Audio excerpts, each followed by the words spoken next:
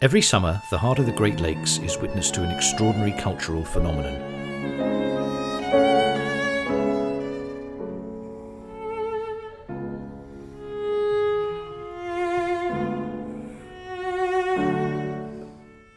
A bold international musical event where the world's most celebrated artists gather to perform chamber music.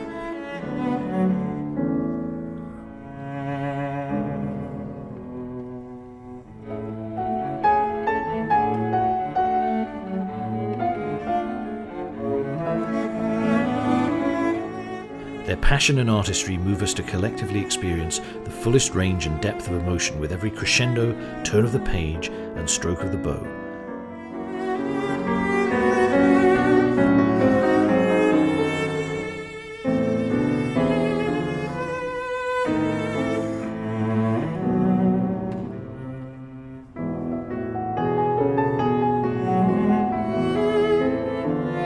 Chamber music at its best, fresh, dynamic, soul-stirring. The Great Lakes Chamber Music Festival, where great music comes to play.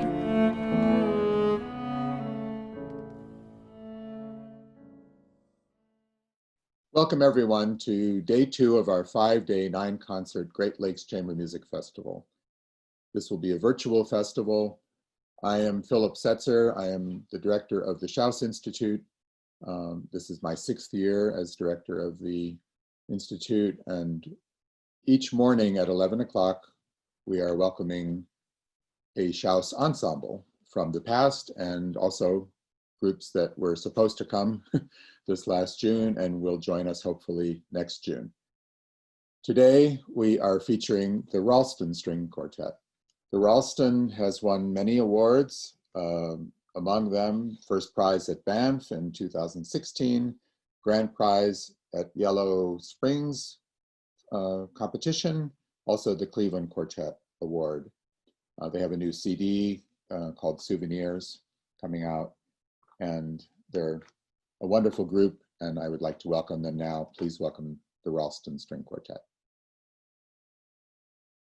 Hez, why don't you tell us what's happening or what has happened so we know who these unfamiliar people are.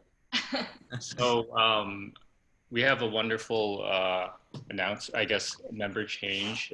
We have new cellist Yoshi and Jason as the new second violinist. And, as a group, we're really excited moving forward.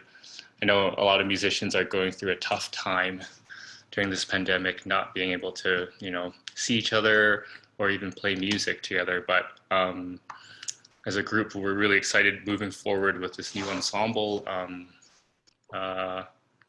Yeah, and you have anything to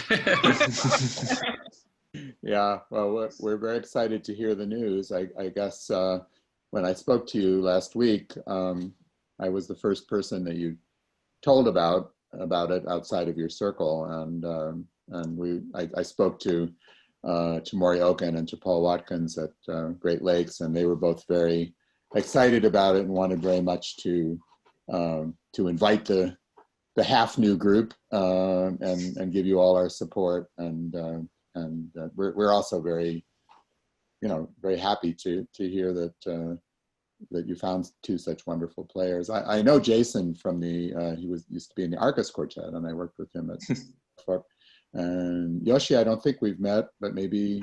Oh, I don't think so, but yeah, that's nice to meet you virtually.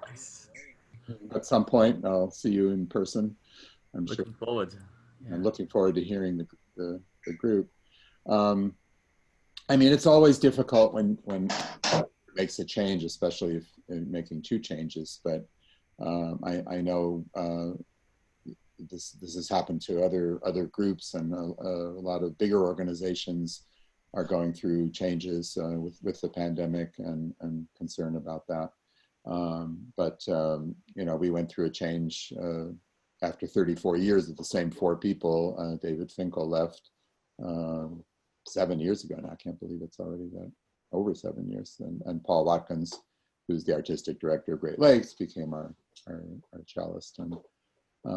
And even that, although it was very smooth and there were no problems as far as the change, it's still still a big adjustment for everybody. But you have all your fans out there who have followed the Rolston Quartet, me being one of them. And I'm very anxious to hear the new group. And I wish the other two who have left, I wish them both well. I'm sure it wasn't easy for them to leave such a great quartet. And I know there weren't any personal or personality problems that led to that decision, but just needing to make changes in their lives. One of them because of the pandemic. So everybody understands, and we're all very supportive, and I'm happy for you that you found two good people that were willing to put up with the two of you. No, just kidding. Thank you. So you've been able to be together at some point, right? Before things shut down. Why don't you tell us a little bit about that? Tell us a little bit. I mean, maybe Jason and Yoshi, tell us what it's been like from your point of view. Well, I've known Lurie and Hez for some time. Actually, probably around the same time at Norfolk. Right. We probably met around that same time. And I remember going to the first concert at Norfolk, and we were all preparing for the BAMF competition. And I remember seeing them play their first concert, and I said, "Oh wow, these guys, they're gonna win the BAMF competition." And I said it to pretty much everybody I knew at the time. I was like, "Oh no, they're gonna win. Like, we're gonna work really hard, but these guys, they're." And then they did. So I like being right. Yeah. You're right. I like even more that I get to play with people that I respected so much even early on, and I got to tell you, it's been extremely rewarding in these first few months that we've been, plugging away at it. And certainly we didn't, there's the COVID has certainly caused some unforeseen issues in getting together and rehearsing, but we've done what we can. So anytime we want to get together, we have to quarantine for 2 weeks together. Right. So that's been, actually quite good, because it means that we're spending a whole lot of time rehearsing together. During those days, we have lots of flexibility to basically work all day if we want to, and just get to know each other better, and share meals and things like that, which has been fun too. But it really felt like we've been able to dive really deep. And I know for the recording you'll hear, we had a 2-week period that we spent together, intensely, and then could record just right after that. So it's been a really different rehearsal experience, I think, probably for all of us. But it's been quite rewarding. Yeah. So are you doing something to you're in quarantine, the four of you together, but you also have to be careful when you're before you come together, right? Or do you get tested? Do you quarantine before you're actually together? That's what we've done thus far, yeah. Luckily, both Yoshi and I have been traveling from Los Angeles for the time being, so we have a pretty robust ability to test here. It's been really good in Los Angeles, so we're able to test and get results within 48 hours, but it's actually been 24. So we can test before we go, and then on the way back afterward, I think Yoshi, you did one as well, right? That's right, yeah. On the last trip I did too, and so you get your answer within 24 hours, which is helpful, although it's not fail safe, of course. You could still test positive afterward or something, so you have to be quite careful. Yeah. Very. And Yoshi, you're in LA also then?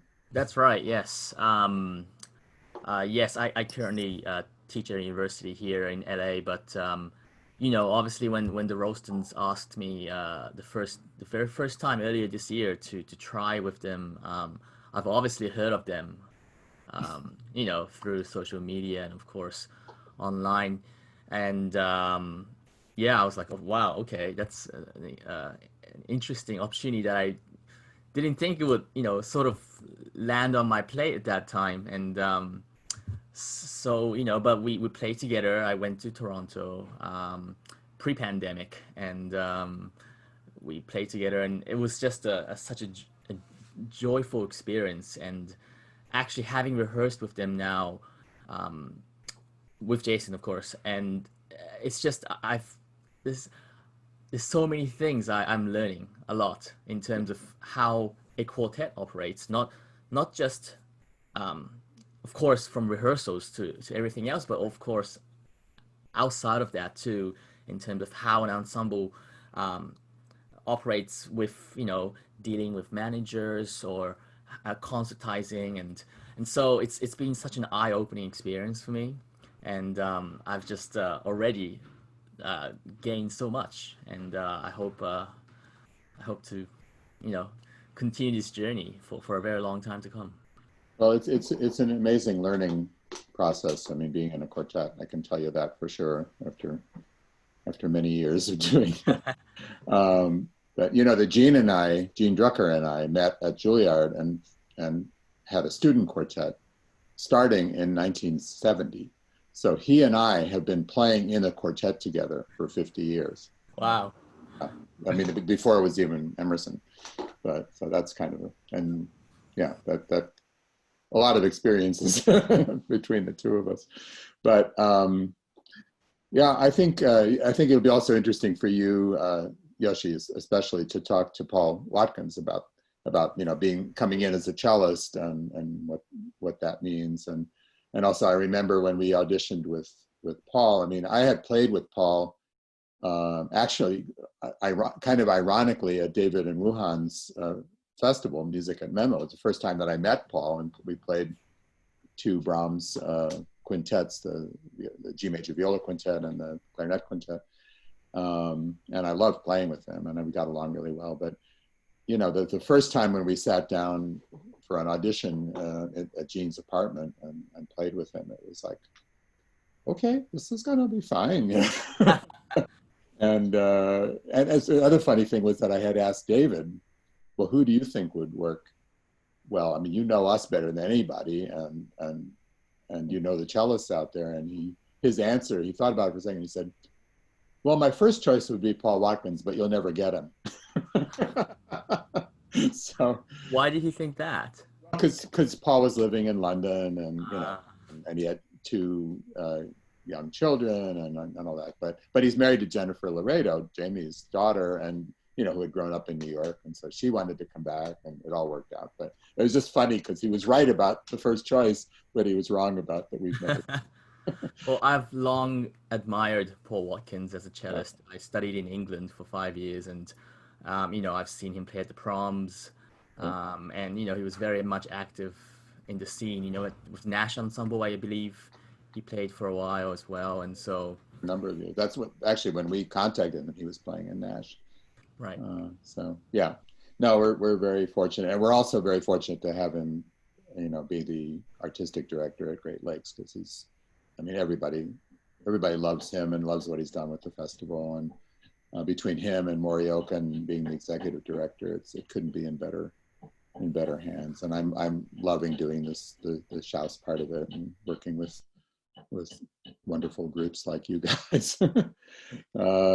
So hopefully we'll all be together in June, and you know, we're just keeping our fingers crossed that everything will work out, and we're just trying to be patient and hope that science can catch up to this virus, and politically things, well, anyway, I won't go there, but I hope we can better battle this pandemic. So you obviously have had some fun already being together and working together. Have you had your first argument yet, or is that not for? No, not yet. Did we have a full-on argument at any point? I'm not sure that we did. So certainly no blowouts. You know, maybe you know, a disagreement here or there. A disagreement. Yeah. Otherwise, it's, you know, you're not going to improve. Yeah. Have some disagreement. Yeah. But nobody's thrown anything at anyone. Nothing's been thrown. Yeah, I think that's when we all know it has escalated fully, right? Right, when yeah. an object Not is yet, airborne. at least. Comes in your direction, yeah. Yeah. Be ready. Yeah. I'm always on the lookout, but Don't worry about your face or anything, but be careful with the instruments. I'm sure that will never happen. Although it has happened in some groups. yes. They're not ours either, honestly. So tell us a little bit. We'll come back and talk, after we hear the music. But tell us what we're going to hear. Yeah. Anyway. All right. So you know something about this piece, right? Sure. This is the Grieg, right? So we are going to listen to a little bit of, well, actually the entire intermezzo movement, the third movement of the Grieg string quartet. We love the piece. It's a really energetic, somewhat virtuosic movement. Let's see. Fun fact about the Grieg quartet. So when Grieg wrote it, he was really trying to maximize the resonance of the string quartet. So it's got a lot of very orchestral writing, a lot of double stops and chords and like kind of unison double stop figures. You'll hear that a lot in this movement. So 2 notes being played at the same time on one instrument. So instead of having 4 notes, we'll have 8 or even more in the group happening at the same time. So Grieg submits this score to his publisher, to Peters, and they have a look at it and they say, no, this isn't really practical for a string quartet to play. It's got too many notes, to use the cliche. Right. So they suggested he rewrite it as a piano quintet. So to add a piano to it, to fill it out, to like make it work basically. And he said, no, thanks. And he took it to another publisher and they published it. And it was only after the piece was quite successful that Peters decided to publish a version themselves. So I think you'll hear a lot of that in this movement of these kind of big filled out chords. Another thing about the movement that's fun is he's playing with the idea of rhythmic meter a lot. So it's written in 3, but it feels like it's in 2, and then it switches to 3. And so we had a lot of discussions about how much to make it feel like it was in 3, or how much to deceive the listener into 2. And then when it feels very strongly in 3, that's sort of a reveal. So you'll hear a lot of that and you'll see kind of what we did with it. And maybe next time we'll do it differently.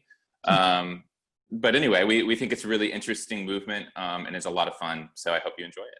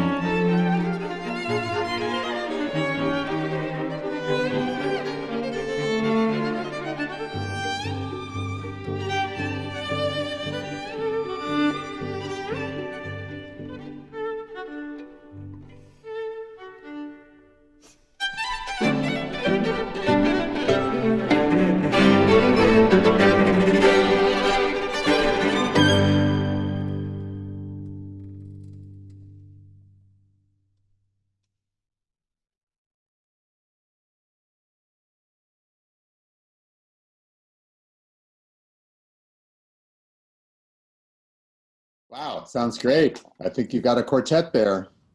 Uh, two old people and two new. Not so old, really. But it's exciting. It's exciting. That's the first time that that I've heard the new, or anybody's heard the new Rolston, right? I mean, at least in Detroit and New Jersey. So congratulations. I think it's wonderful. I mean, it seems, I can't believe you've only been together for a short time. It seems already very strong, and it feels, it sits well. I mean, it feels like you're not pushing and pulling and all. So that's wonderful. But tell me, oh, I wanted to just say one other thing about the Grieg, which I thought was interesting. You know that it was played in Paris in 1893.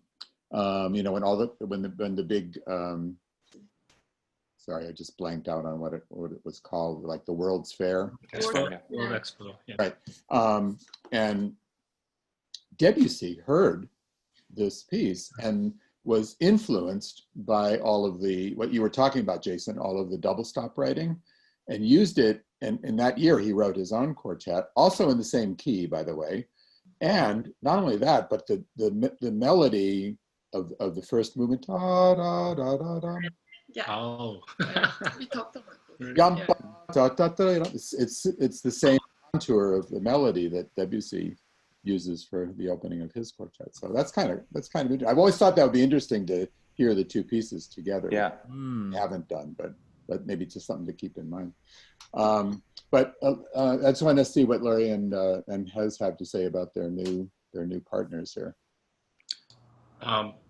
By the way, I wanted to mention that we love your recording. Yeah. We were during our time. many Yeah, times. during our time together, we were like, okay, let's see what they do. Let's see what they do. Well, I'll tell you So, a great recording of that is the Guarneri Quartet. But I also listen to that as well. and that was one of the reasons we got interested to play it. But it's a oh. great recording, and they really championed the piece when really it wasn't very well known. They played it a lot. So then we were really happy to be able to play it and record it. But it's hard, boy. That's one of the hardest first violin parts, I think, in all the repertoire for me. Anyway, the ones that I play. But I love it. I love the piece. Did you play first on that? Yeah, I tried. Nice. Yeah, but so tell me from your point of view. I mean, I know what it's like to make a change and have somebody come in, but tell me what it feels like to the two of you. So I think, definitely having two people change in a group is a really big change, and of course there's a lot of And the same way with two. yeah. But one great thing is just having both of them, what they add to the group, the energy, the insight, I don't know how you explain it, but there's just this revitalized energy that that we love, and so, yeah. I mean, for Yoshi and Jason, I was kind of curious in two ways. That I was curious about how Jason worked in a different group, that how you guys handle things, or that kind of stuff that was really useful to hear from the other person's quartet's point of view. And then also from Yoshi's person who was not really in a string quartet before, and then the musical insights. It's kind of funny. The string quartet is amazing, I think, to refine ideas and then throw back and forth, and then we try to unify ideas and stuff like that. And then from my point of view, to hear from who's bringing more fresh ideas than I wouldn't say routine of the quartet, but it was very refreshing for me. Yeah, and then they're really positive, which I love, because I'm not the most positive person in the world, and I tend to drag people down to the negative hole. And yeah, that's why I felt very oh my God, I can be actually positive with these guys. Yeah, good. Yeah. That's good. Yeah, I mean, I think bringing somebody new into the group, the word revitalization is good. I mean, it's not that we were, with our group, it's not that we felt like it was routine necessarily or boring. It certainly wasn't with David, but you just get a new personality into the mix, and it's got to have a positive effect, unless they're really negative. But you probably wouldn't choose somebody that you're meeting that's got a really negative personality, right?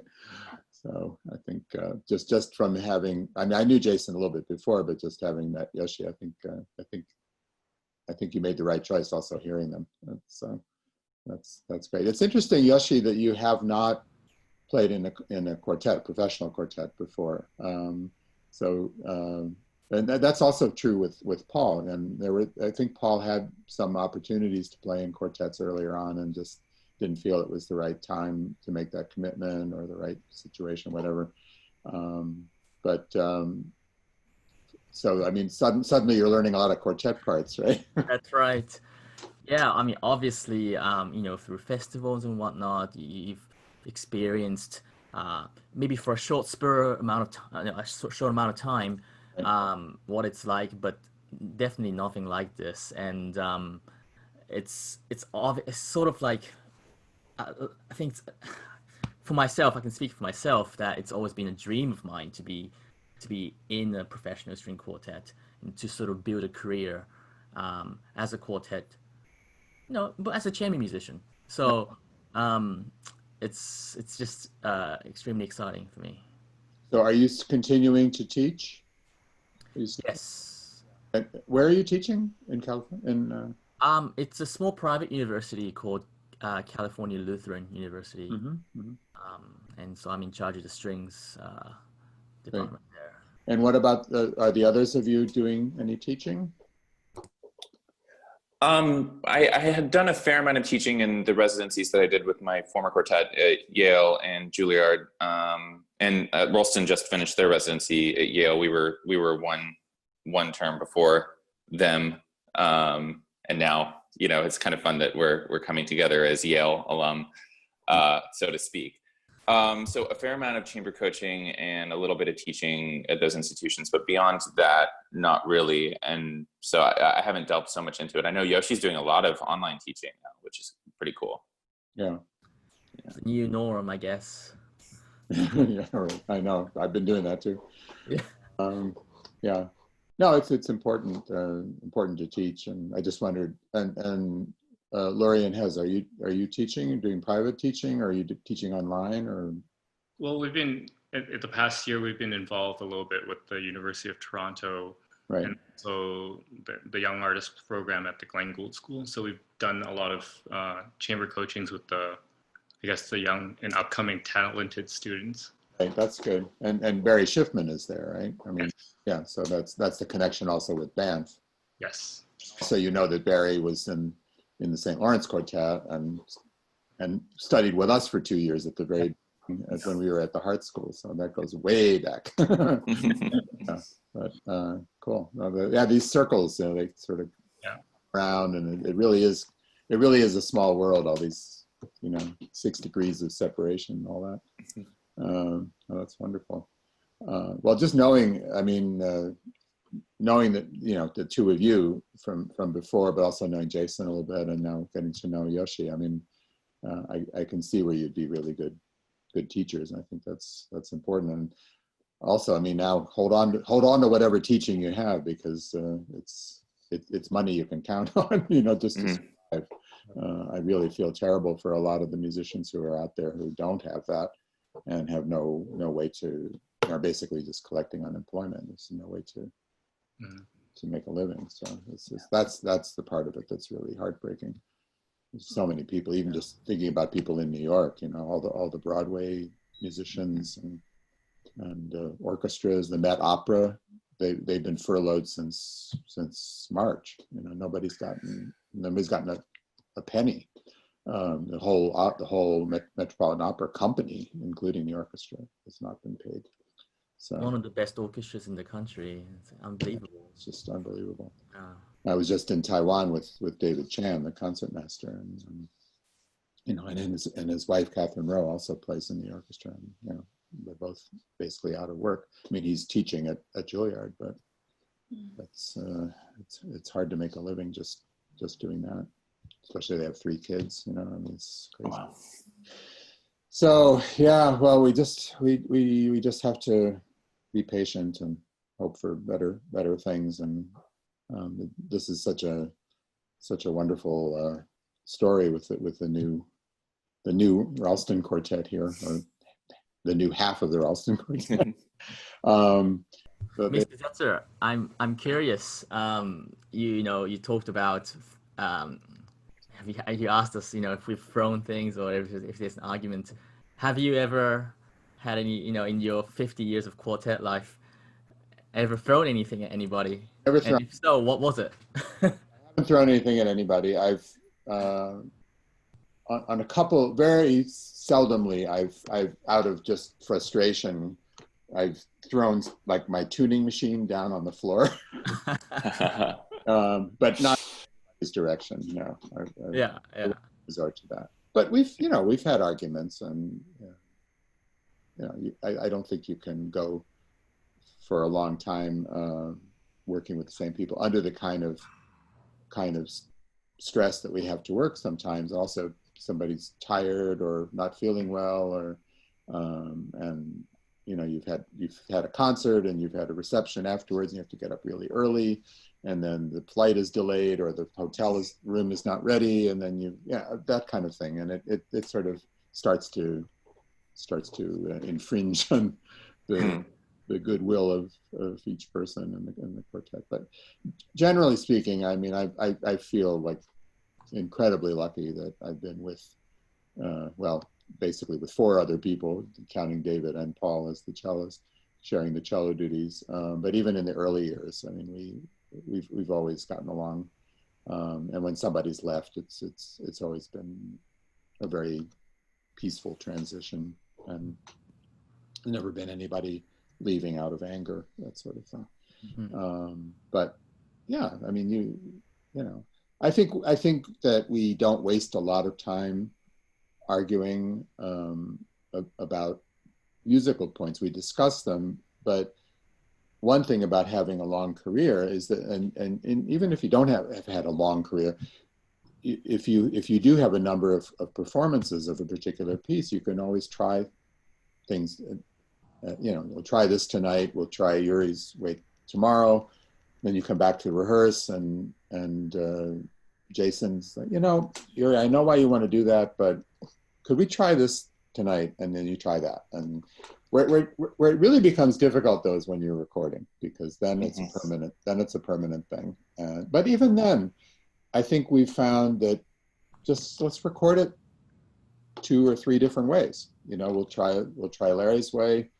Let's try it my way, and then we'll try it Gene's way, and let's get it to work really well.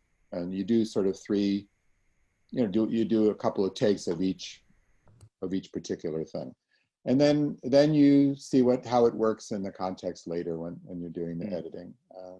And maybe one of those ways is actually better for that particular moment, but it doesn't work as well in the context of the whole movement or the whole piece. So then you make decisions post-production. So that would be my advice with any group that's recording, is don't try to get it fixed and agree on it at that moment, because you might not, and it's not worth arguing over. Just do it 2 or 3 different ways and see how it goes later. I'll tell you a very quick story about recording. Was the cavatina from Opus 130, which is probably the most important slow movement for a quartet to record. And of course, we were totally freaked out about recording it.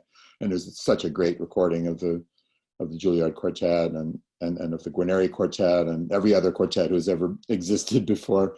And you're trying to make it even better than that, which is always dangerous. And I remember we did a first take and went and listened to it. And of course, we weren't happy with it and tore it to shreds talking about it, and then went back in and rehearsed a little bit, trying this, trying that, and then we did a second take.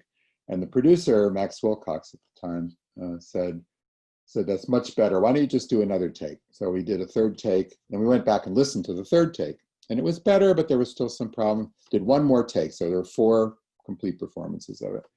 And he said, I really do think I've got it. Let's just fix this one measure that hasn't been in tune or together. And then I need a better last note. So we just did those 2 little things.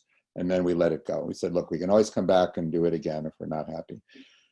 The one take we didn't listen to, the second take, is what's on the recording. And what's interesting about it is that, you know, we were over here. This is where we wanted to be. We were over here with the first take, and then we went and, you know, worked on it and did the second take, which actually crossed that line where we wanted to be. Then the third take, which we did listen to, and the fourth take kind of went like that. They went over the line. Like so all the things we were talking about, taking a little time here, you know, making sure that there's enough express. It was all a little bit too exaggerated in the third, and then even more so in the fourth take. But we actually had it in the second take, except for those two little spots. But we didn't know. We kept pushing, and you know. But it's interesting that now maybe if we had actually listened to the second take, we might have said, "Hey, that's really good. Let's leave it." But I kind of doubt it. I think we would have tried to do it even better and not been able to. But anyway, it's just a story of recording hell in a way. Heaven and hell, right? Because you're trying to record this absolutely heavenly music, but what is it? It's something, I think Goethe said something about, for anyone to create heaven, you have to go through hell first.